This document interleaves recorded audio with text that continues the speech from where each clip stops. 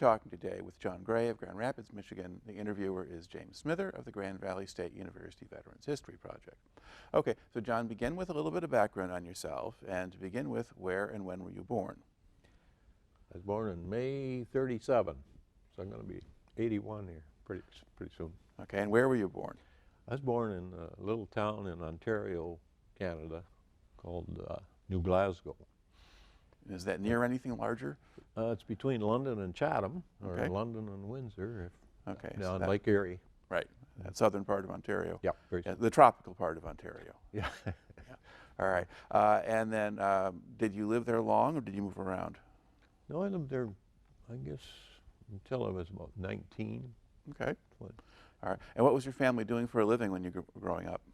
My dad was a commercial fisherman on Lake Erie all his life, and he passed away quite young, he was 45. And in the early 50s, or middle 50s, that business went bad, really bad, because Erie, as everybody knew, was a polluted mess Right. during that time. But he passed away in, I think it was 56. Okay. Yeah. Now, in the meantime, let's see, did you finish high school? Oh, yeah. And when did you graduate? I graduated in 55. Okay. And what did you do after you got out? I went to what they call a normal school. Back in the middle 50s, primary teachers were very in demand. Mm-hmm. So they had a training program. It was called normal school. It was at University of Toronto. And you had to go summer to get to the primary grades. You had to do 2 courses in the summer. And then after that, if you wanted to be high school, well, you were qualified then for grades 1 to 8 and high school industrial arts. Okay. If you wanted any more than that, you had to go the full term to teach high school grades. But I don't know when that leveled out or where, but back then there was a lot of demand for teachers. Of course, didn't pay much money either. Right. In fact, I had a country school down near, almost at Toronto, Simcoe. It was a 4-room country school. And here I was, 19 and a principal. Mm-hmm. Strange. Okay. How long did that last? Only a year. I couldn't stand being inside continually. I couldn't stand the inside way. I did all right at it, but I just wasn't set to sit at a desk or whatever. Okay. Well, were you teaching as well, because it was a small Oh, school? yeah. Oh, yeah. Grades 1 to 4. Okay. All right. So you decide that's not necessarily for you. So what do you do next? Well, I had a job at, got to go back to my International Harvester, and that was a parts analyst at a factory where they made trucks. I didn't care for that too much. So, and if you recall, or if you know, the middle 50s, jobs were awful tough, and I didn't want to stay at that teaching position. I just wasn't cut for that. So I got a sponsor, or posted a bond to go to Detroit. Mm-hmm. And I got my green card in 56, yes. And right away, they said, you got 20 days to be drafted. The draft was hot and heavy back then. Mm-hmm. In fact, they drafted, you had to register immediately when you got a Right. Social Security card. Right. And the draft was going, in fact, the induction center down in Downriver, Detroit at Fort Wayne was a busy place. So I asked, I'd rather be in the Navy than the Army, because the Canadian high schools back then all had a cadet program, and ours happened to have the Army. And wearing the English brown woolens and marching continually, I wasn't cut for that either, I guess. So I knew a little about the water. In fact, I had the youngest charter license in Ontario. Right after that, I was only like 17, 18, and there was an unspoken rule, you had to be 21. So they changed the law right after that. So quite a background. I was the youngest principal in Ontario and the youngest charter captain. In fact, I've had 3 licenses. Well, I got 2 U.S. ones, but I don't need, I'm going to be 81 years old. All right. Now, when you decided to go to the U.S., did you know there was a reasonable chance that you would get drafted when you went over there? I guess I had an idea, but I didn't. Heck, they wouldn't get me because I wasn't a citizen. But Mm-hmm. if you're admitted as a permanent resident, you're fair game, and I was. They said you had 20, probably, I think they said 20 days before they're going to get you. And back, I guess they'd rotate through, like that year, they said Michigan and Iowa was heavy in the draft. Mm-hmm. And they'd rotate and clean out the states for putting you in the services. Okay. But I don't regret it. In fact, I didn't like it at the time, but I didn't want to go back where it was either. All right. So you're getting drafted now. Now, were you officially drafted, or did you actually enlist in the Navy? I beat the 20 days, and I enlisted in the Navy. Okay. The big, you had to, if you enlisted, it was 4 years. Mm-hmm. If you went through the draft, it was a 2-year program. And I didn't want any more of the Army. Besides, in the 2 years, you got not much training. Mm-hmm. In fact, I was guaranteed electronics field, ET they call it in the Navy. Okay. That didn't work either because you needed a secret clearance. That was another story. Okay. Well, so we kind of go, basically when you go and you sign up, you enlist in the Navy, and at that point you've chosen the training that you think you're going to get, and the recruiters don't have a problem with giving you that training. Okay. So you sign up, and now where do they send you then for training? I went, boot camp was in San Diego. The choice back then was San Diego or Great Lakes for the Navy. Now it's just Great Lakes only, as I understand. And I think it was like 8 weeks. And after that, it was ET training was in Treasure Island, Frisco. Well, go back to the basic training. What was that like? Oh, well, like I said, it was awful tough, but it wasn't nothing like what I used to see the Marines or the Army doing. It was kind of tough. They'd get you up 5 in the morning, and you did a lot of marching also, and then you did classroom work. But it was only 8 weeks, and then you had a service week where you had to clean the mess hall and do all those, clean the officers' barracks, stuff like that. But no, I didn't think it was bad. Of course, the dropout rate back then was kind of tough. I remember the company, we had like 80, 90 people, and gosh, in a week or two, there's like 20% of them gone. Okay. For boot camp, and it wasn't that tough. Right. Now, most of those men would have been people who enlisted voluntarily, right? Yeah. You don't have, as draftees are not being sent in the Navy. Yeah, they at this didn't put point. them in the Navy. Right. Okay. Now, did your cadet training experience from high school help you at all? Were you familiar with some of the things they were doing? Oh gosh, yeah. The parade square marching, that was a piece of cake. And that's kind of tough for people who've never done it before. In fact, the command back then, they're a little tougher, I imagine, what they are now. They didn't mess around. If you get out of step or something, you found out pretty quick what you should be doing. But I didn't think it was that bad. But okay. People. When they disciplined people for messing up in one way or another, would they just punish that individual, or would the whole unit get punished, or how did that work? No, most of the individual. In fact, there was a separate company. It was called 4013, and they give you 2 weeks in there. And they'd straighten you out or else. Then I guess mostly you'd get the boot out of that, and then the Army would have a crack at you back then. That was the story. I don't know whether that really happened, but okay, but not your problem anyway. So you go through your 8 weeks, and then your training then is Treasure Island. That's San Francisco Bay. That was the ET training for a lot of the service. But I think I was only there like 3 or 4 days, and found out, are you a citizen, and can you get this clearance? And I couldn't. So back to San Diego. Okay. And they put me in they call it interior communication electrician training. And I had no idea what that was. I had to run down and find out. I knew all about what was going to happen in the ET training, but this interior communication, and it would involve a lot of electronics also. In fact, we had some secret stuff at the time that I shouldn't even been near. But it was, I think it was 8 weeks of basic electricity and basic electronics, and a super good rate. In fact, I was E6 when I got out of the 4 years, and I was in the active reserve in Akron, Ohio. And I'd made E7 getting out of the reserve, but I was single at the time, and I didn't want any more of the service. Mm-hmm. Good part of that, you had 2 weeks every year. You go on a local cruise. I mean, a cruise, Mm-hmm. and the company would, you still get your wage and everything. But I don't know if that's allowed anymore or not. But anyway, after the 6 years, Okay. I got out. All right. So you have then your 8 weeks of advanced training, and then at this point, what do they do with you? After boot camp, they have the base they call A school. In my case, it was going to be ET, and then I ended up in IC, and that was 8 more weeks. Right. And then after that, I guess, is the... After that, I got assigned to a surface ship in Long Beach.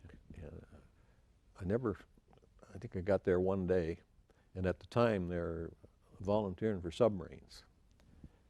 And that sounded good. I liked the water, so I'll volunteer. So I was on my way to New London, Connecticut for 8 more weeks of basic sub school. Okay. Now, how do they orient people to submarines? What do you do with the Oh, sub you go school? through a basic test, and you sit down with everybody called them shrinks. That's not the right name, but and they give you a pretty tough interview and want to know if you're fit for that, and that one there's no problem. And the 8 weeks was of basic sub training was all new to me, like trying to learn hydraulic systems and diesel engines, and it was all right, but it was all new to me.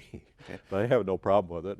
I learned how to run diesels, and the electrical part, they don't do much of that. They teach, well, the basic pumping water and ballast tank, stuff like that in the basic sub school. But after that, you'd go to another specialty school. I went to submarine electricity, submarine communications. I think I got about 8 or 10 these 2 or 3 week schools after that. Okay. Now, how much of the schools are conducted actually on the submarines? Is it all classroom, or do you actually go on the subs?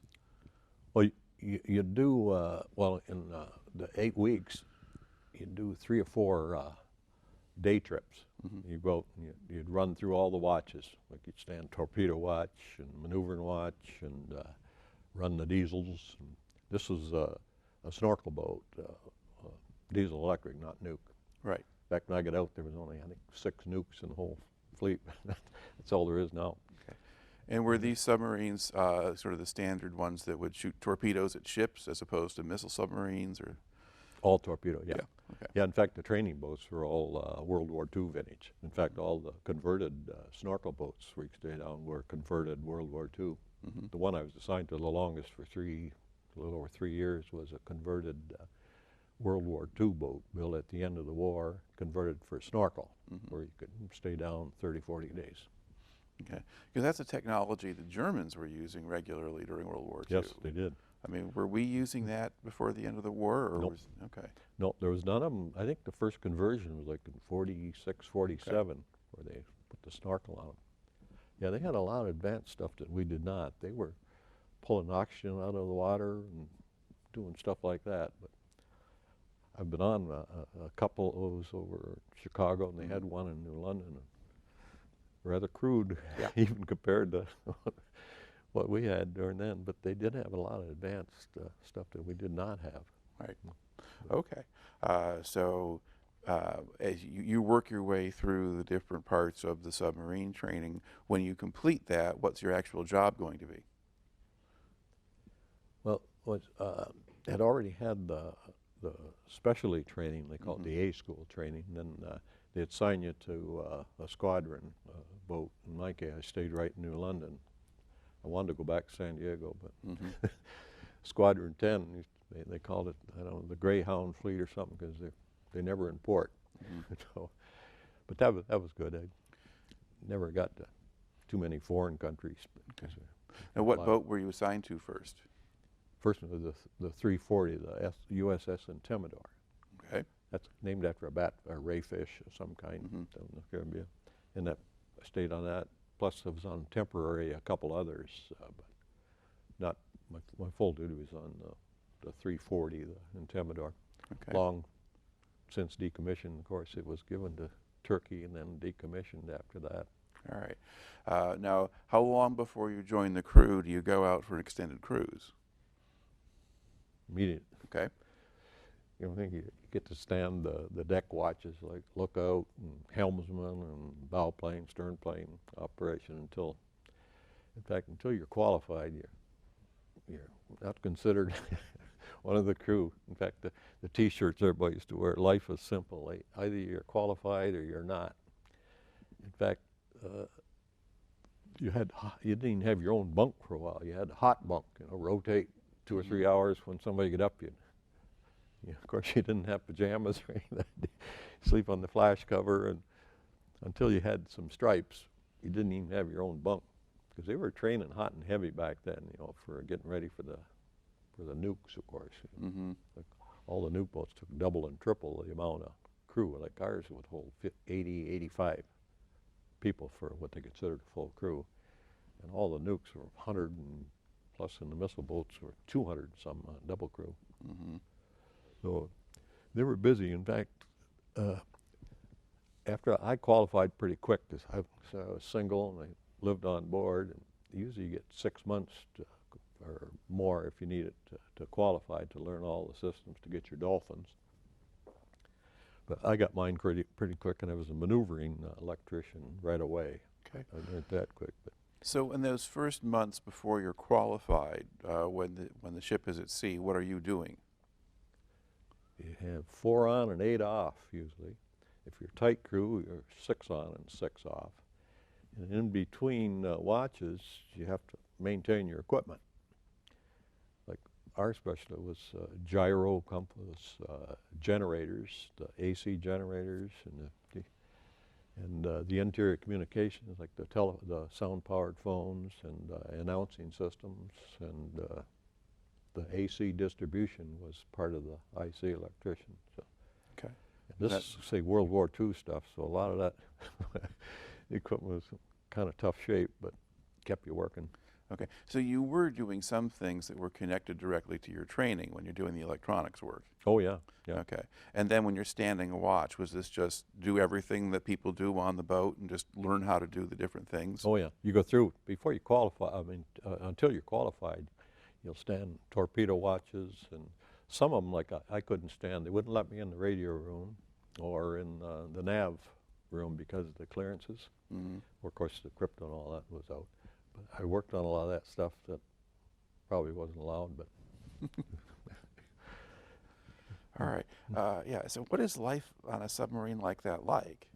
If you want to describe it to somebody, what happens in a typical day? Well, I say you get this 4 on and 8 off, and the boat I was on, they called it a low-far boat. In fact, that means snoop. They had a lot of, in fact, they pull an engine out to load up one area with electronic gear. Okay.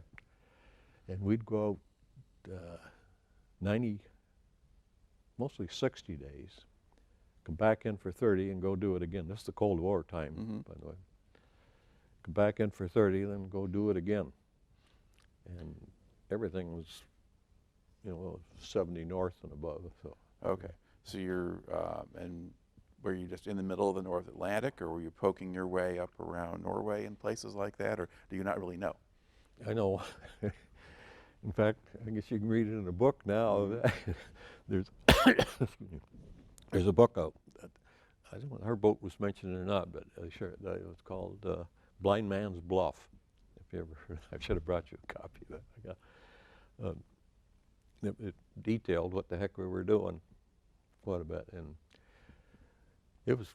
You'd be on station like 30, 35 days, and sneak back to with the CIA people on board, and come back, London, rework everything. That, of course, these old boats, you're for electrical, and you're continually fighting shorts and grounds and getting stuff rebuilt, because this is World War II, end of World War II vintage. Of course, a lot of the stuff was brand new, Mm-hmm. for working, but you kept busy. There wasn't too many 8-hour days or 40-hour weeks, but. So you're basically kind of listening to Soviet traffic or keeping track of it, or? Pretty much. Okay. Pretty much, yeah. Mm. But it was it was a good rate. Like I said, all we had to do was, of course, you got sea pay plus hazardous duty pay for being on there. So, so that's the only reason most of us there. We got extra money. And they had a program called proficiency pay. If you're proficient in your rate and you got extra money, so of course you couldn't spend much. You'd come in, you have all kinds of, at least pay with tab cards. You have 5 or 6 tab card paychecks to over. But now, when you're out there and you're on station or whatever, do you pretty much spend all the time underwater, or at least during the day you're underwater, or? All the time. Yeah. You come up, the propulsion batteries had to be charged every 24 hours. And that was like 3-4 hour. That's what I did on watch. You had to go run the snorkel, and you could run 2 engines to run the DC generators to charge these batteries. These batteries are, like these boats had 126 twice, so there's 2 battery wells of 200 and some cells, and these are big. They weigh like a ton apiece, these cells, lead acid batteries, and they had to be charged. If you were down 24 hours, you had to come up and charge them for 3 or 4 hours. And you could do that on the snorkel. You didn't have surface. Okay. It's World War II. You had to pop all the way up to the surface and no snorkel. So. Right. Yeah. Did you spend much time on the surface at all, or? No. Okay. No, we 40, 45 days, and then get out of the area. And then after you got far enough back, like over toward Iceland, you surface and then run back to home port. Of course, being on the surface in the North Atlantic isn't necessarily a lot of fun either. Oh boy, there's some tough. I recall one trip, we had come to, how do you say that word, Reykjavik, Iceland. Yeah. And we had to get back to go do it again. And we were on the surface snorkeling. And when the air induction pipe for the engines gets covered over, and then the engines pull 6-7 inches of vacuum in the boat, the engine shut down. And these are 40, 50-foot seas too. In fact, on the electrical watch on the maneuver line, I used to stand, we'd send a junior guy down for each shaft had a lubricant tap on. That thing get air bounce, it'd send them down there and get rid of the air and the oil and stuff. And you'd run both sides of the cubicle by yourself when it was stinking rough. And I remember it was 20-some days coming back to London. I remember I lost 20 pounds. Cook couldn't cook anything. In fact, we used to, you're not supposed to say this, we'd break into the raft, and they had like sea rations in there. There was canned Hershey bars and I remember I had borrowed a whole bunch of grapefruit sections because and there's nothing hot to eat because the cook couldn't cook anything in the thing. I remember in the raft, we thought we had a bunch of good stuff. We had cans of Chesterfield cigarettes and Lucky Strike cigarettes, non-filters. They were in the life raft in the after torpedo room. But I liked the Hershey bars and the canned stuff in that, canned sausages and hamburgers. You had to be tough to. They're awful hungry to go through them. Sea rats, we call them. All right. So the cook couldn't cook because you were up by the surface and you were just going up and down the whole time? Oh, yeah, and 40, 50 rolls this way. And yeah, the only, you stay down, but you can only go like 2, 3, 4 knots. Of course, nukes doesn't bother them. They stay down for months.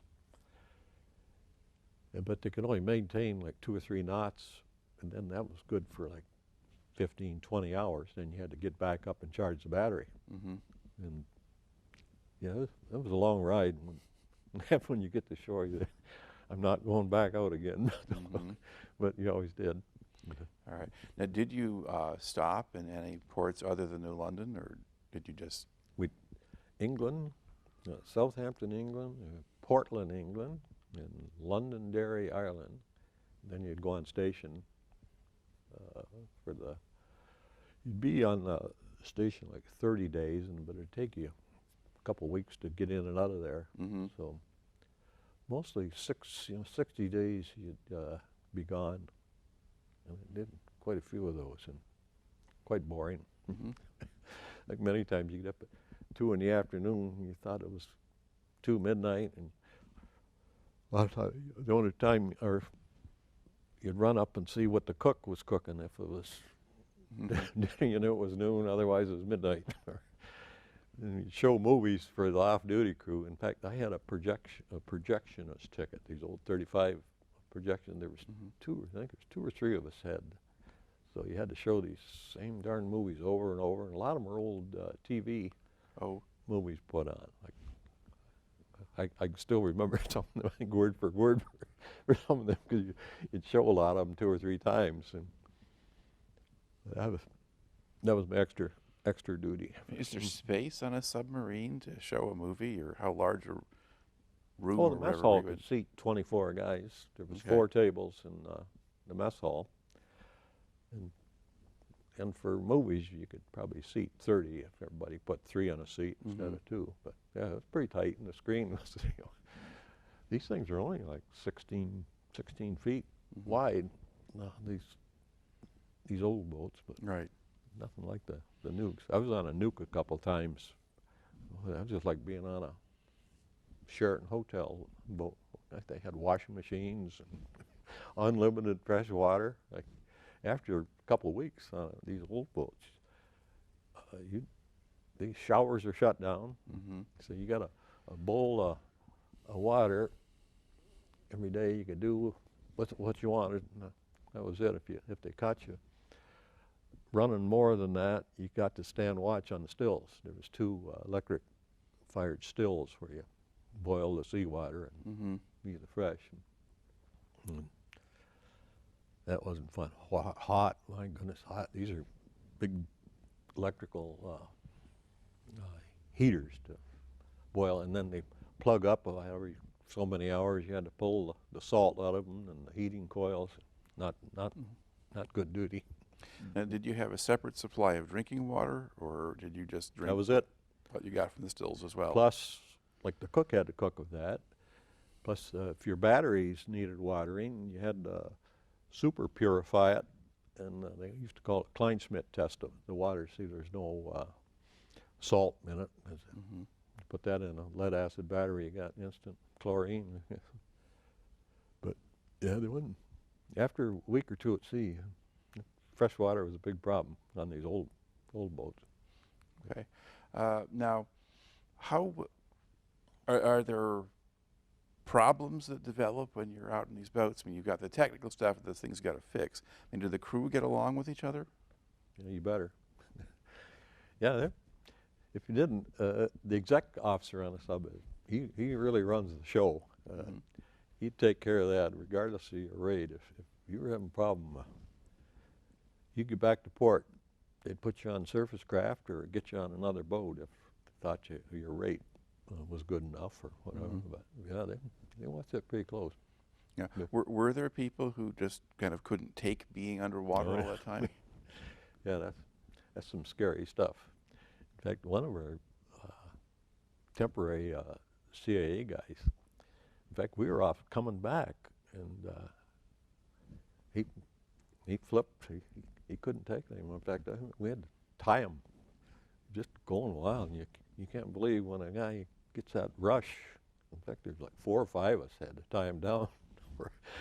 And then I guess they gave him a shot, or I don't know what the corpsman did for him, but they put him up front in the officers' quarters and waited to get him back. And a couple other guys, they just weren't fit for it. Of course, back then they were loading you up. Like I was in charge of enlisted qualifying after I got my Dolphins, and everything, just because I worked at it hard. We'd get 5 or 6 of the young guys right away, and they'd put them on the deck crew, for standing lookout watches. And over probably half of them, half or more than that, you give them 2 or 3 weeks or 6 weeks to get started in qualifying. They had no interest, or they had no idea what they had to do, and you'd put them back to the squadron and reassign them to surface craft. They were loading them up back then. I say you didn't even get your own bunk until you're like a 3rd class, like an E4 petty officer. they were building up nukes hot and heavy back then, and they took a big crew for, in fact, the Nautilus and Skate were the first couple. They were in our Squadron 10, and the first two missile boats were in Squadron 10, Henry and George Washington. All right. Now, the crew, was your boat used essentially to train crew for those other boats? I mean, would people rotate off of yours onto the nukes, or? Well, yeah, well, certainly. Yeah, you had to be qualified before they put you on the nukes for the new construction. And you had to have your Dolphins. In most cases, probably there was some, if your rate was critical, they might put you in there, but I think mostly you had to have your Dolphins. And pretty well, that was probably 6 months or more to get, before they'd say, they'd run you through the boat, and the engineering officer would ask you all the questions. But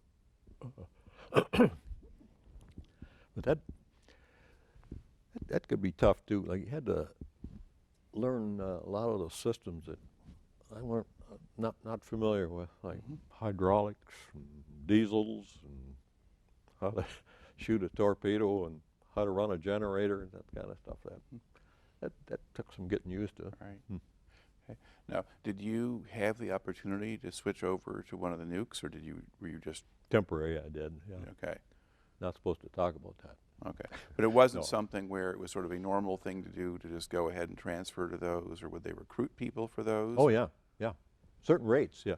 Like there was a lot of the rates they determined them critical, like the electronic rates, and I don't know, even the machinist rates. They loaded up the nukes with those. In fact, when I got out, or was getting out, there was a program called NECEP. I forgot what that meant. Nuclear engineering something. And if I think it was a 3-section test, if I remember. It was math, sciences, and something else. Anyway, they were promising you a commission, 4 years of school, college, and then you had to stay in 4 years after that as a commissioned officer. Right. And I took the test and said, well, I'm going to get citizenship later. And I got assigned to Auburn, and I had no idea didn't know what it was or where. I knew it was a university. I had no idea. And my friends went to, one of them went to Florida, and my buddy went to Georgia Tech. And heck, I wanted to go there, but I wanted to get out. Anyway, I was single, and I still like to play ball 3 or 4 days a week, and hockey. I still do that. Okay. All right. So you could have stayed in, and you could have gone on to become an officer and followed that program. Yeah, I had to get a clearance first, like become a citizen. And that's another story. 3 years, if you're in the military, you could apply for U.S. citizenship as a civilian. I think it used to be 5. I'm not sure what it is now. But I had, plus 3 years, you had to have 2 character references, go to the judge. In fact, my appointment was in Hartford, Connecticut. And went up there one morning. I had my buddies with me. 2 of my buddies were going to go to the judge, had an appointment out 9 or 10 o'clock in the court in Hartford, Connecticut. It's like 60 miles from New London. So we just got into town, or going into town, and a city cop stopped us. He says, "You from the Thermidor, the ship?" I said, "Yeah." He says, "Well, get turned around and go back." Before he even got turned around, the state cop got us. I said, we had a 1950, it was mine, a 1950 Ford 2-door. And the state cop, same thing. Said, "You from the Thermidor?" And I was the chief maneuvering electrician at that time, so they wouldn't go without me on a long one. And again, this is the Cold War stuff. Right. And ended up, got U-turn, never made the appointment, never even got a chance to call. Nobody had a cell phone or any of that stuff then. Never got a chance to call. So that was the end of that. And got back to the ship and headed out at 1 o'clock in the afternoon. This is back in the Cuban crisis. Okay. Remember those days, 1959, 1960 would have been. Well, there was, stuff starts in the late 50s, and it goes on to the missile crisis, which is 62. But this is sort of when Castro was first taking over, maybe, and they were. Yeah, he was taken over in like 58, 59. Yeah, And yeah. then the missile crisis got real bad in 61. In fact, I got out January 2, 62, and the whole crew got extended for 6 months to a year. Yeah. The Russians are loading up missiles in. But that same thing, we were getting ready to go out again. I remember it was snowing and blowing and blizzard. And the exec officer called down, and I was in the maneuvering watch. You know, you have control of the engines and the main generators for the electric propulsion. He says, "Gray, topside." I get up there and he says, "Get your bag, you're gone." I thought, my goodness, what's going on? Mm-hmm. So they had a Jeep on the pier. This is in the sub base in New London. He said, get your clothes, you're gone." Well, so I went up and I was gone, separation. And usually you're in there for a week or two and sign all the paperwork and physical and all that. I was gone the next day at 11 o'clock. That, the only thing, and they said, "Oh, you called a politician and got out early." Well, I didn't. Mm-hmm. That secret clearance caught up with me. I shouldn't even been in that boat probably, Mm-hmm. but it's all done. I'm not a spy. I never, in fact, half of my military record yet, I tried to get a DD-214 Mm-hmm. for a year and couldn't get it. They said, well, the record center burned down or something in St. Louis. Yeah. And so I did get things. Well, that's nonsense. They have copies all over. But I got that, and they had no record of, I had made E6 and what else to him? And we had this P1, P2 pay, and it's not on there. And I was in the active reserve in Ohio for 2 years after I got out, because it was a little extra money, not very much, just to have something to do. I was single then. Got no record of that. I tried to see, what? All of a sudden, I don't know what's going on. I don't need it, I guess, but I went to the VA office here, and I said, can you get, they didn't want to even talk to me because you got to have an ID card right away. Mm-hmm. And I couldn't get that because I got some IRA money, or I guess I still do. And they said, "You're disapproved." Like, what the heck? And I was just out there 2 weeks ago. The guy got hearing loss, and I thought, "Can you guys test me for that?" Right away I got a letter saying that's not service connected from the diesel. They sent a letter saying you're disapproved from this asbestos and hearing loss. And they look at if you got any money or any pension or anything, they tell you to get lost. You're not supposed to say that, but that's the way it is. Okay. Yeah, true story. It was about 2 weeks ago I was out there. But I wasn't looking forward to any money or anything. I just wanted to. In fact, the ID card is kind of neat. You get some discounts here and there if you got that military. And back when we got out of the service, you had to turn your ID card in. You didn't get to keep anything. But I don't need it, I guess. All right.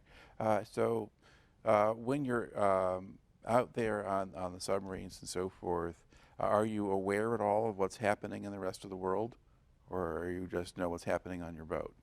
You'd get they call it a SCED, like there was no internet back then. At 11 o'clock every day, well, they'd get the crypto SCED telling you what's going on. But once they'd get a broadcast, like a news broadcast. They'd run up an antenna when you're far enough off station. In fact, one of the antennas was a floating wire you'd drag behind the mast for AM communication. But that you didn't get to find out too much else what's going on. You get the national, and if you had emergency on board, it's tough. I mean, if the family, in fact, my best friend, his wife had been in a bad wreck in Connecticut, in London. And we were just leaving England at the time. And back then you're supposed to get the Red Cross to handle any emergency. In fact, there was death and bad disabling injury for the rest of them. And I took him over to the Red Cross in London, and I guess unless he had lots of stripes or something. Anyway, we took up a collection on board to get him a plane ticket to New York from Heathrow, London. In fact, that was kind of sad. But if you're out on station, you'll find out when you get back a lot of cases that, I don't know if that's still true, but back then, the Cold War stuff was. Yeah, well, you had the Berlin Wall go up in the middle of '61. That was sort of one thing, and Bay of Pigs was in '61. But Cuban Missile Crisis, I mean, the big one that made the news was late in '62 after you got out, but stuff was going in well before that. Oh, yeah. And so, but there's plenty of stuff going on around Cuba at that point, as well as stuff going on in Europe. So, do you remember hearing about any of those things while you're on the boat, or would that be when you were back at shore? Mostly back at shore. You didn't get to know too much out there. I don't. They used to get like a news broadcast as part of the sked, the crypto sked they get every day, but no, you didn't know too much what was going on. All right. Now, when you were back in port, you would have occasionally a month, I guess, when you're in port. How did you spend your time? Oh yeah. I was trying to remember the watch. You had to be on board 1 out of 3 days. It'd be 1 day on, and then I mean, you had to be there 24 hours a day. And each watch, you had to have enough to get the thing underway. There'd be like 1/3 of the crew, where you'd have somebody qualified on each section. So if you had to get underway, you could. But it'd be 1 day and 2 off. In those days, I don't have any idea what it is now, but. And you had to just be on board. And but during that time, you had a lot of maintenance stuff to do, like continually rebuilding generators and switchboards. And these electrical ground is a super problem, even on the nukes. You get the moisture and all that. Like they figured that one boat, that's what the Thresher, if you remember in those days, 61? They figured they had a pinhole leak in the electrical system, and the reactor got scrammed and shut down, and that was the end of them. And they had no positive buoyancy to get back up. So the moisture on all of this. And you'd continually check for electrical grounds, and you had to clean them up or rewire stuff or clean the moisture out, whatever. But now, while you were out at sea, I mean, did you have any scares or points where you weren't sure you were going to get back, or was the stormy trip the worst thing you had? No, the storm. I mean, those things will take about anything they got out there, but it's not a lot of fun. But we did have an occasion. I think we were leaving station, and we had an engine. We were charging the battery. It would have been nighttime. Not that it matters, like noon hour some days up there, it's still black, or still dark. I mean, we had an engine, these were V16, they call them V16 Wintons that were coupled direct to a generator, to a DC generator. We had one, they call them the air boxes. These are 2-cycle, by the way, so they got to have forced air. Most diesels are 4, of course, or most gas engines are 4. And I don't know what caused it, but the air boxes let go, and when they exploded, really, the engine. And I was on watch in the maneuvering section, like it's at the tail end of the boat where the switchboard is to run the generators and the engine. I remember recall, you could put your hand on your nose and you couldn't see your fingers. The fog or the fumes were so heavy from that thing blowing the exhaust in the boat, just like that. It was full. That was kind of spooky. Okay. But then they got it shut down and run the other one to pull the air, and they'd cycle the head belt to pull the air out of the inside to get those fumes out of there. And we were in an area where we weren't about to surface. I don't know if it came to that. I guess they probably would have. I don't think they'd send 80, 90 guys down because of that. But we were in a bad area at the time. But that was about the scariest thing I recall. Okay. But as far as the rough water, yeah, that was bad. All right. Now, did you ever have any kind of contact with Soviet vessels or things like that, or as far as you know, you were just kind of out there by yourself? Well, we were close to a lot of different items. In fact, in my dates might be wrong, but the Soviets had done the H-bomb test on this island, Novaya Zemlya Island, Mm-hmm. and we were pretty involved with that. We were, in fact, we were right underneath their fleet. Okay. I don't remember the exact year, but it would have been 59, 60 probably in there when they did one of their super H-bomb tests. But we didn't, we were just sitting below their fleet. We weren't Right. Now, involved with it. when you did that, would they be able to detect you, or did you just, They didn't then. okay? But we did have some other close call, not that particular time, but that hold you down trying to get to the surface. Mm-hmm. Then you'd rig for what they call ultra quiet. You'd shut all the air conditioning, all the unnecessary rotating machinery like motors and that. They'd shut everything down. In fact, you'd even take your shoes off to where they wouldn't hear you. And that, then after 20, 22, 23 hours, you had to get up and get some fresh air. Mm-hmm. In fact, if you're down that 20 hours, every compartment had a canister of, or canisters of hydroxide, lithium hydroxide, to absorb the CO2.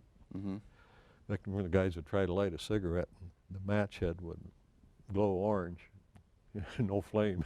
Okay. Of course, they tell you, smoking lamps, oh, you weren't supposed to do it anyway. But after that 20, 22 hours, you better get up and get some air. Okay. And we got held down a couple times for that, but we got out of there. But by the time you came up, they had gone away? Yeah. Okay. Yeah, they'd run the snorkel up, and then you could get some fresh air. This is an 18-inch pipe, and it was enough to run to get fresh air and on board, and run 2 engines, 2 out of the 4 diesels. Okay. Now, if you think to the time that you spent on the submarines, are there other particular memories or things that stand out for you that you haven't brought into the story yet? No, nothing exciting. It was, Okay. The reserve time, I recall once, you go for the 2 weeks. I had a job then. I was working for the old Burl, Sperry Burls. I went down to Cape Hatteras, and it was on a training boat out of New London for the 2-week cruise. And we got to ride out a hurricane. I can't remember the name of it now. It was Hurricane Ethel or Hazel or one of those. Mm-hmm. My goodness, that was a bad ride. Like it was a NATO operation, and they disbanded that, but we stayed out. Like a couple of them, they went into Gitmo, Cuba, or Puerto Rico, and we had a gung-ho captain at that one. He was staying. In fact, he was a pretty new captain. In fact, there was an aircraft carrier. The waves are so bad, it peeled the front end of their flight deck back just like a sardine can. Wow. I think it was called the Kearsarge USS. It was an old vintage aircraft carrier. And they were from Norfolk, but that was a bad trip. Of course, on a submarine, you could just stay down below, right? Yeah, for 20 hours. Oh, but you still have to come up periodically. And this was a training boat out of Connecticut. It was a Squadron 2 boat, no snorkel. Oh, And when it gets so rough, like I say, we've been in Iceland, we'd be snorkeling on the surface and that thing's still shut down. Normally you're like 58, 60 feet. mm-hmm. And you put this induction valve or the head valve up and pull air in. But when it gets so rough, it shuts. If you're running engines, the engines are set to shut down like 6.5 or 7 inches of vacuum. In fact, one of my eardrums was busted. You slept on the vinyl flash cover. I went to get up, and they thought a .22 bullet went off in my ear. My right eardrum had punctured. Mm-hmm. But it heals. That's not a problem. All right. Okay, so you're basically removed from your submarine in early '62. And basically, do you get discharged at that point, or do they keep you around doing something else for a while? Or does No. that end your enlistment right No, there? I got out, everybody got, and I was in a critical rate too, they considered that a critical rate. All of a sudden I was gone. Everybody at that particular time got sick. They said 6 months minimum to a year for the Cuban missile crisis. But no explanation. They said, you're out of here, and I was gone next day at noon, before noon. Okay. So once you got out, what did you do? Well, I interviewed with IBM in Toronto, and I thought I was going to get on a computer mainframe. Right. They said, no, you're going to be a mathematician programmer. They give you a test for about a day before you get in there, and for I think it was $77 a week, and the normal crew was hiring in for 70. They gave you a basic math test to see whether you could write assembler code. And I said, geez, I don't want to do that very much.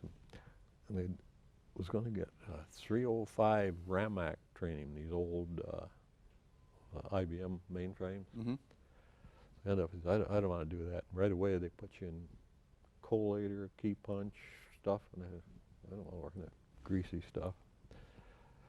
Then I had to go to lectures for a day or two to see why you should not quit. Turn in your songbook. So I got back to Detroit and I hired in with Burroughs. I was there 36 years. Okay. And what did you do for them? I was a hardware software analyst, field analyst. In fact, I had a lot of air miles. I worked in every state except Montana, Wyoming, or Idaho. This I was out of Detroit and in Austin, Detroit. And I knew it was, well, we call them large frames. Right? Everything's PC now or client server. And I learned the software, the operating software, not the application stuff. I had no part of that. And I did that and then there was a Western Michigan district service bots for Burroughs, Sperry. We merged with Sperry in 85, 84, 85. And I retired how many years ago now? 10, 15 years ago. Retired. Okay, it was the Western Michigan branch or whatever that brought you to the Grand Rapids area then. Yeah. I was in Cleveland, Akron for 3-4 years, and went to Lansing for 10, 15 years, and I ended up here.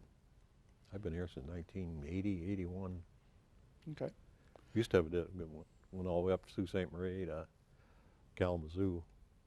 I had like a sub-branch in Kalamazoo and one in Traverse City, and the main one was here over at 36th Street. But I used to have like 65, 75 guys work for me here, but I don't know what they got left now. Everybody's bought a PC or yeah, well, the jobs migrate. There's there are still large systems of various sorts. They're just no longer on your own mainframe. Yeah, not a large frame. And then have you gotten involved with any veterans organizations? Oh yeah, I belonged to Legion and for a lot of years, and I belong to 311 at the moment, and I go to the Vets Honor Guard, the county Honor Guard funerals. That gets to be quite a busy time. Gosh, some days we got 3 or 4. And yeah. If they're honorably discharged and asked for us, we'll go do it. And it is quite an honor to do it. And in fact, there's 2 groups of us. There's a North and a South group in Grand Rapids that you wouldn't think there'd be that many. Well, but you know, you've got the World War II generation, which was a large group, and there are still some of those guys left. Not many, people, and people who were in Korea, but a lot of the Vietnam era guys now are going too. So. Oh boy, yeah. So you have a lot. Yeah, I've been to a lot of these. They're a lot younger than I am. Yeah, that Vietnam was, I guess, about 65, 66. And That's when it heated up, yeah. In 64. I was out of the reserve in 64. Yeah, it's a little spooky. And we go up to as far as Sparta, Sand Lake for the North Gang, and it's volunteer. buy our own gas and everything, but it is quite an honor to do it. So when you kind of look back at your own time in the Navy, how do you think that affected you, or what did you take out of it? Well, if I had to do it again, I probably wouldn't want to stay enlisted. It's a little different life enlisted, but and for what I was in, it was a good rate, good promotion, and we had a good crew. In fact, our boat was the only submarine elected top ship in Atlantic Fleet. Everything else usually went to aircraft carriers, cruisers, or destroyers. The old 340, we had a pretty good crew, I guess. In fact, one of our captains ended up Admiral of the Atlantic Fleet, and the exec officer, I think he ended up same way. After, at the time they were like 2.5 strike, like lieutenant commander. And when they made commander, they'd put him on a nuke or put him in a squadron. But pretty good crew, I guess. But. And did you learn things in the Navy, either technical or just personal, that helped you later on? Oh, I'm sure.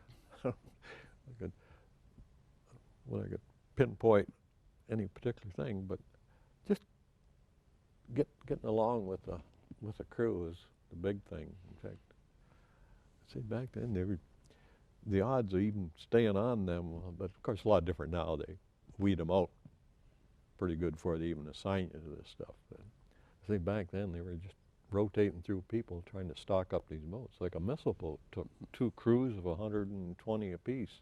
They had a blue and a gold crew on those, and even the fast attacks, they had like 125, 130 crew, and ours is like 80 people. So they were recruiting people. Of course, everybody right away says, "Well, you get more money on that." And you did have quite a bit more money too, but that isn't the only reason. Gosh, we got trained on lots of stuff. I had a pack of certificates from these service training schools. My goodness, I got a stack about that. You go up, look, 2 weeks of 8 hours a day on one subject. You could convert that, was it American University? You could send it in and say how many college credits I got for this. I didn't need it. So you didn't ever go to college yourself? I went to, they called it teacher's normal school. Yeah, but I mean after that. Oh that. yeah, I went to Akron night school, and the company paid for it, but I never got a degree.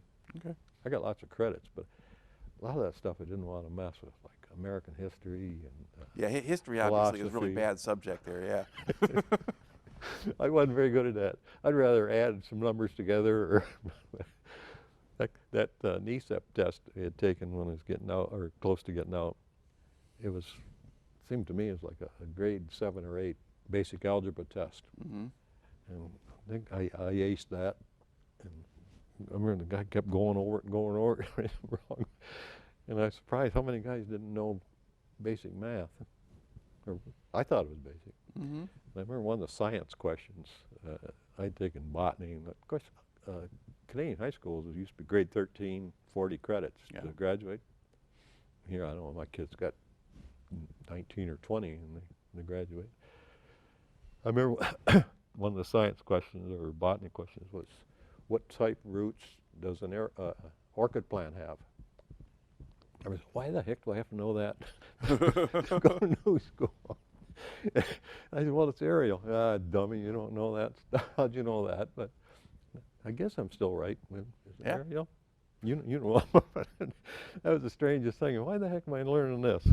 And then I guess I probably did not as good on the reading or reading comprehension, stuff like that. But I did all right at it. But the science and the math thing, I aced those. So I took your shoe in to go to Auburn. Didn't have any idea where it was or what it was at the time. So I didn't know I got to be a civilian. All right. Yeah, we still play ball 2-3 days a week and play in the old man's hockey league. So I have to say I still like to do that. But all right. Not very good at it. Hey, when you're, you're 80 years old, you're playing hockey at all, you're way ahead of the game. We just want, well, my kid lives in Albuquerque, in Creede, Colorado. Every year they have a pond tournament. What a big deal. It's right up in the mountains, just not far from, that's probably 3 or 4 hours from Albuquerque. They have these ponds that come out of this mountain. In fact, I wish I had a picture to show you. And he graduated from Michigan Tech and McGill, Montreal. Anyway, he gets a couple of his buddies come down from Michigan Tech that played NCAA. They've won that 3 years in a row now. But I went out playing. This is 8,800 feet up. Boy, a couple trips up and back. I had to go sit in the bench. Yeah. Anyway, the cup is a cedar log carved like a Stanley Cup. This thing about that big around, and they got his name tag on it. The Dull Blades Very crew. good. 3 years in a row they won it. It's really neat. And there was like 26 teams in his division, and some of them are locals out there, and they're pretty darn good. But he had a couple of his buddies come from Tech. They blew him out. In fact, that was kind of fun. But I wish I could have contributed more, but I'm going to be 81 come next month. All right. Well, okay. You got a good story and an unusual one. So I'd just like to close this out by thanking you for coming in and sharing it today. Well, it's a pleasure. Okay.